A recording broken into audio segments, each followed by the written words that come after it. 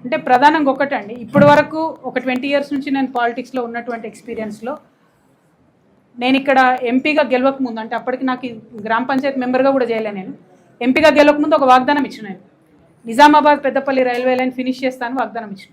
అప్పటికే అది 25 సంవత్సరాల నుంచి పెండింగ్ ఉండేది.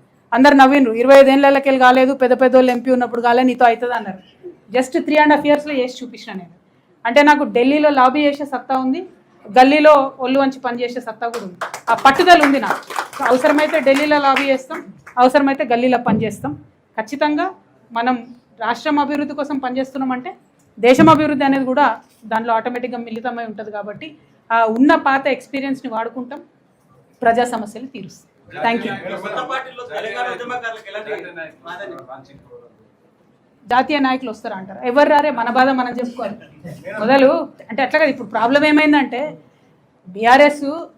టీఆర్ఎస్ తెలంగాణ ఫోకస్ వదిలేసి మేము నేషనల్ పార్టీ అవుతామన్న క్రమంలో ఇక్కడ అక్కడ అన్నట్టు కాకుండా ఫోకస్ తగ్గింది. ఇవాళ తెలంగాణలో అసలు ప్రాంతీయ పార్టీయే లేదు కదా. సో రేపటి నాడు మా జాగృతియే ప్రతి ఇంటి పార్టీ అవుతుంది, తెలంగాణ ప్రాంతీయ పార్టీ అవుతుంది. 95% ఫోకస్ మా తెలంగాణ మీద, తెలంగాణ సమస్యల మీదనే ఉంటుంది. 5% దేశంలో జరుగుతున్న అంశాలు గమనించాలి. కాబట్టి నేషనల్ కమిటీ కూడా ఒకటి ఉంటుంది.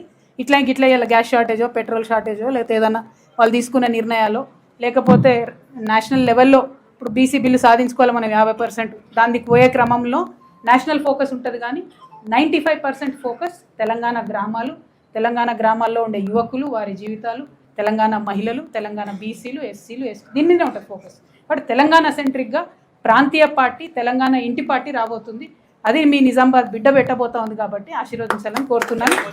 తెలంగాణ ఉద్యమకారులు ఏదైతే 1969 ఉద్యమకారులు ఉన్నారో, తర్వాత మలిదశ ఉద్యమకారులు ఉన్నారో, సాయుధ రైతాంగం పోరాటంలో చేసినటువంటి ఉద్యమకారులు ఉన్నారో, వారందరి అనుభవాలను కూడా తీసుకుంటాం, వారందరినీ కూడా గౌరవించుకుంటాం.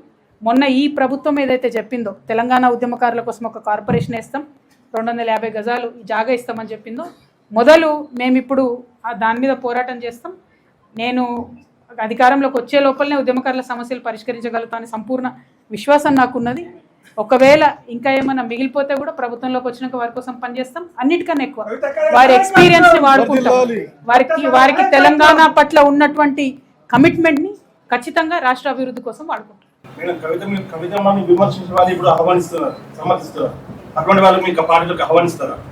ఎవరైనా సరే ఏముంది, పార్టీ అనేటటువంటి దానికి ఈగో ఉండకూడదు.